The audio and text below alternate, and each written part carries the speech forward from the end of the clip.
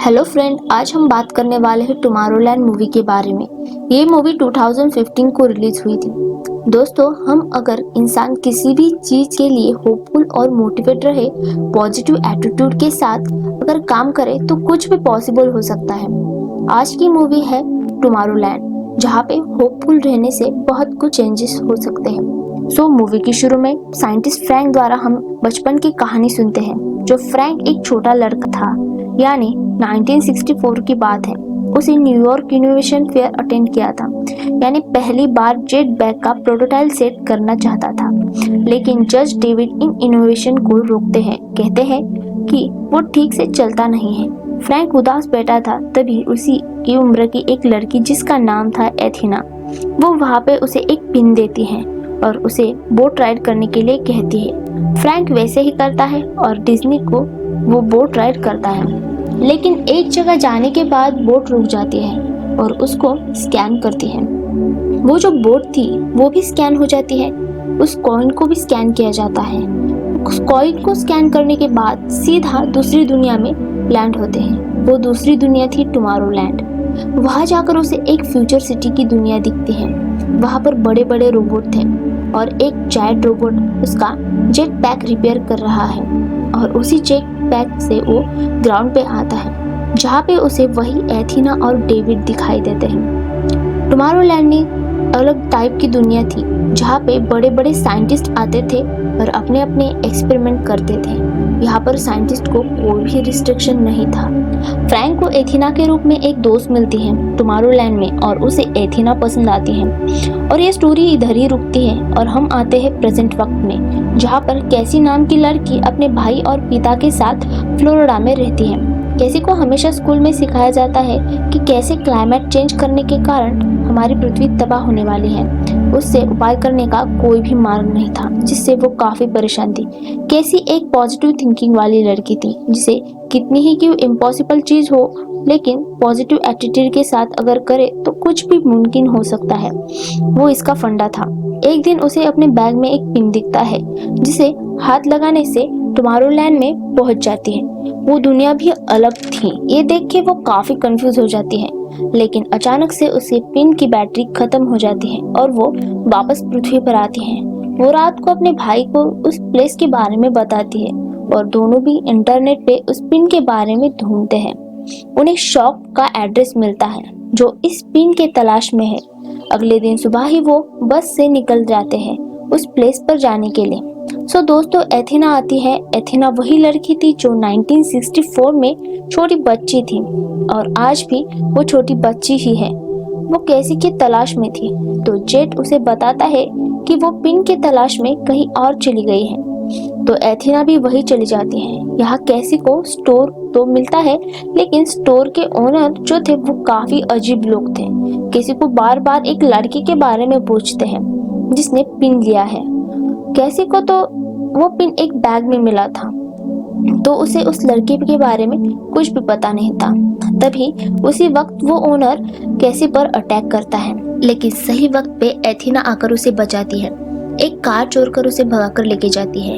एथिना कैसी को बताती है कि वो खुद और उस दुकान के सारे ओनर एक रोबोट है। उसी ने वो पिन कैसी के बैग में रखा था। एथिना का काम होता है कि पृथ्वी के जो भी बेहतरीन लोग हैं उन्हें टुमारोलैंड के लिए हायर करना, लेकिन कुछ लोग एथिना और कैसी को मारने के लिए उनका पीछा कर रहे हैं। तो मूवी में टुमारोलैंड प्लेस क्या है ये कुछ भी पता नहीं है, लेकिन मूवी के आखिरी में उसके बारे में बताऊंगी। कैसी को ये सब बहुत अजीब लगता है, इसलिए बीच में वो भागने की भी कोशिश करती है, लेकिन एथिना उसका पीछा करके उसे कहती है कि उसकी जान खतरे में है और फ्रैंक ही उसकी जान बचा सकता है। यह कह के वो उसे फ्रैंक के घर पर छोड़ देती है ताकि फ्रैंक उसे टुमारोलैंड लेके जा सके।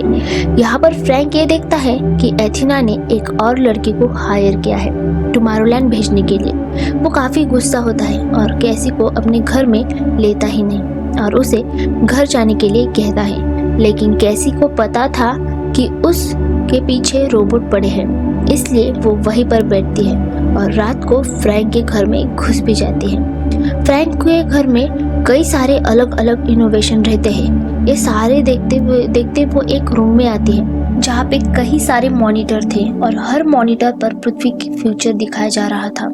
सारी पृथ्वी नष्ट हो रही थी। वहां पर साइड में काउंटडाउन चल रहा था, यानी 60 दिनों में पृथ्वी कैसे तबाह हो रही है। और तभी वहां पर फ्रैंक आता है। पहले तो एंग्री होता है, लेकिन बाद में सब कुछ बताने लगता है। ये जरा सा पृथ्वी का फ्यूचर है और इतने दिनों के बाद हम सब लोग मरने वाले हैं। आगे कुछ बताने वाला होता है, तभी रोबोट आते हैं कैसी के तलाश में और वो लोग फ्रैंक के घर पर हमला करते हैं। लेकिन यहाँ पे फ्रैंक का घर पूरे अटैक के लिए तैयार था। अलग अलग तरीके से वो सारे रोबोट को मार देता है और आखिरी में कैसी और फ्रैंक को खुद को एक बाथटब में लॉक करते हैं और बाजू के जंगल में एक नदी थी, वहां पर खुद को लॉन्च करते हैं और घर पूरा ब्लास्ट हो जाता है। जंगल उनकी एक बाइक रखी हुई है, लेकिन दोस्तों वहां पे एथेना उन दोनों का इंतजार कर रही थी। यहाँ फ्रैंक उसे देख के काफी गुस्सा हो जाता है, लेकिन खुद को उस रोबोट से बचाने के लिए उसके साथ जाता है। कार में एथेना और फ्रैंक की काफी बहस होती है। एथेना ने कैसी की जान खतरे में डाली है, उसे टुमारोलैंड के लिए हायर करके। एथेना बताती है कि कैसी ही उनकी आखिरी होप है। 60 दिनों के अंदर जो ह्यूमैनिटी खत्म होने वाली है, उसे सिर्फ कैसी ही बचा सकती है, क्योंकि उसने अभी तक इस रियलिटी की एक्सपेक्ट की या नहीं है। दोस्तों यहाँ पे एक सवाल है, जैसे कि स्टार्टिंग में हमने फ्रैंक को बच्चे के रूप में टुमारोलैंड में देखा था, तो अभी पृथ्वी पर क्या कर रहा है? एथेना एंड फ्रैंक के बीच क्या हुआ है? दोनों क्यों लड़ रहे हैं? ये सारी चीजों का बारे में हम मूवी के आखिरी में पता लगाते हैं। फिर वो लोग एक जगह पर आते हैं जहाँ पे बहुत वायर लगे थे। फ्रैंक केसी को अपने आंखों को बांधने के लिए एक कपड़ा देता है और शुगर का पाउडर खाने के लिए देता है और दोनों भी एक ट्यूब में बैठ जाते हैं। आखिरी में एथेना सिस्टम को ऑन करती है और दोस्तों ये तीनों भी सीधा आईफिल टावर पर पहुंच जाते हैं। ये जो टेक्नोलॉजी थी यूएस से सीधा पेरिस आते हैं, ये वायर ट्रांसफर टेक्नोलॉजी थी जो 1930 में डेवलप हुई थी, लोगों को वायर सैटेलाइट की मदद से एक जगह से दूसरी जगह भेजने की। इस सारे इनोवेशन के बारे में फ्रैंक को टुमारोलैंड में ही पता लगा था। वो लोग आईफिल टावर पर पहुंच जाते हैं। आईफिल टावर दरअसल एक एंटीना जैसे काम करता था। उसके अंदर एक रूम था जिसमें कुछ लोगों के पुतले थे। वो रूम इन्हीं लोगों ने बनाया था, अगर कुछ इमरजेंसी हो और उन्हें टुमारोलैंड जाना पड़े, पर कभी उसका यूज नहीं किया गया। उसके बाद वो एडिसन ट्यूब में फोनोग्राफ में डाल के एक पुराना रॉकेट लॉन्च होता है। आईफिल टावर 2 हिस्सों में बनता है। सारे लोग फोटो निकालने लगते हैं। ऊपर जाने के बाद रॉकेट कंपार्टमेंट से निकल जाता है और वापस काफी तेज वो लोग पृथ्वी के दिशा में आते हैं। पृथ्वी की ग्रेविटी ब्रेक होने के बाद ये लोग फाइनली दूसरी जगह पर पहुंच जाते हैं और कुछ देर बाद टुमारोलैंड में क्रैश कर जाते हैं। वहां पे टुमारोलैंड का गवर्नर आता है इन लोगों को वापस पृथ्वी पर भेजने के लिए। फ्रैंक उस गवर्नर से कहता है कि कैसे पृथ्वी का फ्यूचर बदल सकती है। फ्रैंक के कहने से वो एक बड़े से मॉनिटर के मशीन के पास आते हैं जो खुद फ्रैंक ने डेवलप की थी। वो मशीन उसने टाकिन पार्टिकल से बनाई थी। टाकिन पार्टिकल जरा सा लाइट के स्पीड से भी ज्यादा तेज थे। जब ये पार्टिकल किसी भी ऑब्जेक्ट के पास से गुजरते हैं तो अक्सर हमें उस ऑब्जेक्ट की 2 इमेज दिखाई देती हैं, पास्ट एंड फ्यूचर की। इसके कारण ये मशीन से कैसी अपना फ्यूचर देखती है और पता चलता है कि 60 दिनों के बाद पृथ्वी तबाह होने वाली है और कोई भी इंसान नहीं बचेगा। ये देखने के बाद वो काफी शॉक हो जाती है। वो इसे मानने के लिए इनकार करती है। वो कहती है कि मैं कुछ ऐसा करके दिखाऊंगी कि ये पृथ्वी बच सके।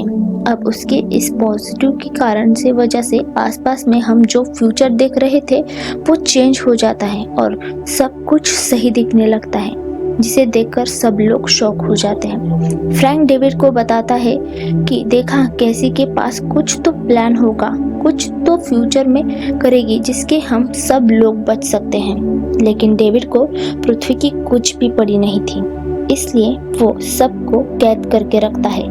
कैसी बेहोश हो जाती है। थोड़ी देर बाद कैसी को होश आता है और फ्रैंक से पूछती है, तुम्हारे घर में इतने सारे मॉनिटर थे जिसपे पृथ्वी का फ्यूचर दिखा रहे थे, वो कैसे पॉसिबल था? क्योंकि ये जगह तो अलग है। तो फ्रैंक कहता है ये मशीन इतनी बड़ी है जिसके कारण बहुत एनर्जी जनरेट करती है। इसके कारण पृथ्वी के आसपास उसके सिग्नल चले जाते हैं। फ्रैंक को सिग्नल चाहिए था और उसे सिग्नल मिल जाता है। उसके कारण वो मॉनिटर पर घर बैठे पृथ्वी का फ्यूचर देख रहा था। दोस्तों यहाँ पे मूवी का मेन पार्ट ओपन होता है। कैसी को पता चलता है कि अगर ये मशीन एक डायरेक्शन से दूसरे डायरेक्शन में सिग्नल भेज रही है तो तुम्हारे मॉनिटर के थ्रू, यानी ये भी हो सकता है कि ये मशीन दरअसल सिग्नल ही ट्रांसफर कर रही है। इनफैक्ट ये मशीन लोगों के माइंड के बार बार निराशावादी विचार दे रही है। चाहे कुछ भी हो जाए पृथ्वी की तबाही जरूर होगी। सभी साइंटिस्ट का सोचना भी यही है और वो कुछ नहीं कर पा रहे हैं। हम कुछ भी कर ले तो पृथ्वी नहीं बच पाएगी, ऐसा ही सबको लग रहा है। कैसी को लगता है कि वो मशीन बंद की जाए तो लोगों के मन में निराशावादी विचार नहीं आएंगे। वहां पर डेविड आ जाता है उनके पृथ्वी पर भेजने के लिए और ये दोनों भी उसे समझाने लगते हैं, लेकिन वो इन लोगों की बात नहीं मानता। फ्रैंक को पता चलता है कि ये सारा किया कराया डेविड का था। तभी डेविड बताने लगता है कि मुझे पृथ्वी की तबाही के बारे में कई दिनों से पता था। डेविड कहता है कि मैंने ही लोगों के माइंड में ऐसा बताना शुरू किया था क्योंकि पृथ्वी तबाह होने वाली है ताकि लोग सुधर सके, पर लोग सुधर नहीं सकते, उसे ही अपनी रियलिटी समझते हैं। फ्रैंक उसे खींच के पृथ्वी पे लेके जाता है और दोनों के बीच में काफी फाइट शुरू होती है। तो यहाँ पे एथेना के पास एक बॉम्ब था, वो कैसी को देती है ताकि ऊपर की जो मशीन है उसको डिस्ट्रॉय कर सके, लेकिन गलती से पोर्टल के थ्रू वो बॉम्ब पृथ्वी पे आकर गिरता है। ये देख के डेविल और फ्रैंक पोर्टल के थ्रू इस साइड आते हैं टुमारोलैंड और पोर्टल क्लोज हो जाता है। उसके पास एक बंदूक थी, उसे लेकर वो फ्रैंक को मारने जाता है। एथेना अचानक बीच में आती है और उसे गोली लगती है। एथेना के पास कुछ समय बचा था, इसलिए वो कुछ बताने लगती हैं। बचपन में फ्रैंक और एथेना की अच्छी दोस्ती हुई थी और फ्रैंक को एथेना पसंद आने लगती थी, पर वो डरती थी कि अगर फ्रैंक को पता चले कि वो एक रोबोट है तो वो काफी गुस्सा हो जाएगा, इसलिए वो चुप होती है। एथेना अपना सेल्फ डिस्ट्रक्शन मोड एक्टिवेट करती है और उसके कहने से फ्रैंक उसे उस मशीन में डाल देता है, जिसके कारण मशीन में बहुत बड़ा स्फोट हो जाता है। इसी ब्लास्ट में डेविड भी मारा जाता है। यहाँ पे मशीन डिस्ट्रॉय हुई है। कैसी बताती है अगर पॉजिटिव के साथ कुछ किया जाए तो हमारा रास्ता मिल सकता है। कैसी जब मशीन को डिस्ट्रॉय करती है पृथ्वी सभी लोगों को होप मिलती है कि शायद चीजें सही करने से उनकी ये प्लेनेट बच सकता है। उसी से पृथ्वी की तबाही रुक जाती है। वो जो 60 दिन का काउंटडाउन था वो भी खत्म हो जाता है और हम 1 साल के बाद में टुमारोलैंड के हेड फ्रैंक और कैसी को होते हैं। अब पृथ्वी के जो भी इन्वाइटेड लोग हैं वो उन्हें टीएल पे लाया जाता है, यानी टुमारोलैंड पे। अब दोस्तों हम बात करते हैं कुछ ऐसी बातों की जो हमें मूवी में नहीं पता चली। टुमारोलैंड एक क्या है? दरअसल ये एक अलग डायमेंशन है जो पहली बार 1899 में डिस्कवर की थी। लेकिन टुमारोलैंड पे कैसे जा सके? जैसे उन्होंने आईफेल टावर को एक एंटीना बनाया, उसे उन्हें टुमारोलैंड की फ्रीक्वेंसी मिलती थी। वह कैसे जाए पता नहीं था। 1920 में निकोलो ने एक पार्टिकल बनाया था टुमारोलैंड जाने के लिए। फ्रैंक और एथेना वहीं पर कई सारे इनोवेशन करती हैं और धीरे धीरे उसे एथेना पसंद आने लगती है। 1884 में फ्रैंक का सबसे बड़ा इनोवेशन था वो जो मॉनिटर मशीन थी। और एक दिन डेविड और फ्रैंक एक फ्यूचर देखते हैं ऑलमोस्ट 30 साल के बाद, यानी 2050 में पृथ्वी तबाह हो जाती है। ये देख के वो दोनों काफी परेशान होते हैं। रियलिटी में 30 साल के बाद फ्रैंक को कैसी मिलती है और इसे आगे तो आपने इस मूवी में सुना ही है। दोस्तों यहीं पर हमारी मूवी खत्म हो जाती है। मिलते हैं हमारे नेक्स्ट वीडियो में, तब तक के लिए बाय।